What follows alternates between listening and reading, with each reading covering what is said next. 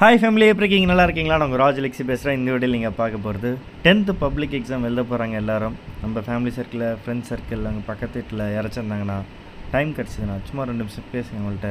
நான் உங்கள்கிட்ட டேரெக்டாக சொல்கிற ஒரு விஷயம் தான் இது. உங்கள் லைஃப்பில் நீங்கள் பார்க்க போகிற பப்ளிக் எக்ஸாம் ரொம்ப முக்கியமானது தான். எல்லாம் ரைட்டு தான், நீங்கள் கண்டிப்பாக பாஸ் ஆவீங்க. நீங்கள் படித்தது வரும், அந்த தைரியத்தை போங்க. ஆனால் முக்கியமான விஷயம், பயப்படாதீங்க. நடுவில் ஃப்ளைங் சோர்லாம் இருந்தாலும் பயப்படாதீங்க. ரிலாக்ஸாக எழுதுங்க. காப்பி அடிக்கணுன்ற தாட்டில் போகாதீங்க. அது எப்படி இருந்தாலும் ஃப்ளாப் ஆகிடும். அதெல்லாம் பண்ணாதீங்க, ஓகேங்களா? உங்களுக்கு என்ன தெரியுமோ அதை எழுதிட்டு வாங்க, பாஸ் ஆவீங்க, ஓகேவா? முடிஞ்ச வரைக்கும் எல்லா கொஸ்டினும் அட்டன் பண்ணுங்கள், ஓகேங்களா? எந்த கொஸ்டினும் மிஸ் பண்ணாதீங்க, ஓகேங்களா? 10 கொஸ்டின் அதெல்லாம் 10 கொஸ்டின் எழுதுங்க. 1 மார்க் எல்லாம் நல்லா ரிவிஷன் பண்ணிட்டு போங்க, ஃபார்முலாஸ் ரிவிஷன் பண்ணிட்டு போங்க, ஓகேங்களா? உங்களுக்கு தெரிஞ்சதே எழுதுங்க, பயப்படாதீங்க, சரியா? தமிழ் எக்ஸாம் நல்லா பண்ணிட்டு வாங்க. உங்களுக்கு ஜென்ரலாக மேக்ஸ் வச்ச டவுட்ஸ் இருந்துச்சுன்னா எனக்கு கீழே கமெண்ட்டில் கொடுங்க. அதுக்கு ரிலேட்டட் உங்களுக்கு நான் வீடியோஸ் கூட ஷேர் பண்ணுறேன், பார்த்துக்கலாம். தைரியமாக இருங்க, சந்தோஷமாக இருங்க, நல்லா எழுதிட்டு வாங்க. இது உங்கள் லைஃப்பில் ஒரு நல்ல மூமெண்ட்டு. இப்போ போய் நிறைய எக்ஸாம்ஸ் வந்துக்கிட்டே தான் இருக்கும், சரியா? அதனால் இது மட்டும்தான் சொல்லிட்டு பயப்படக்கூடாது, ஓகேவா?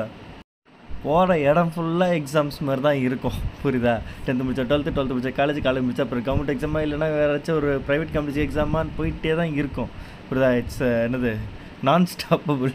அதனால் இதில் உட்காந்து மனம் உடஞ்சிட்டுலாம் இருக்கக்கூடாது, ஓகேவா?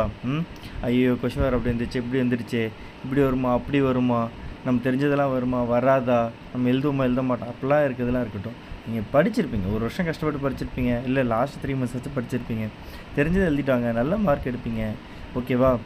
நீங்கள் ஜஸ்ட்டு பாஸ் ஆனால் கூட போதும். நல்லா மைண்டில் வச்சுக்கோங்க. நீங்கள் எல்லாத்துலையும் 10th பொறுத்த வரைக்கும் ஜஸ்ட்டு பாஸ் ஆகிட்டு நான் எல்லாத்துலேயும் 50% தான் எடுத்திருக்கேன், நான் என்ன பண்ண போகிறேன் அப்படிலாம் தெரியலனா கூட நாளைக்கு நீங்கள் ஒரு குரூப் 4 எக்ஸாம் பாஸ் ஆகிட்டு கூட நாளைக்கு ஒரு கவர்மெண்ட் ஆஃபீஸராக மாற முடியும், புரியுதுங்களா?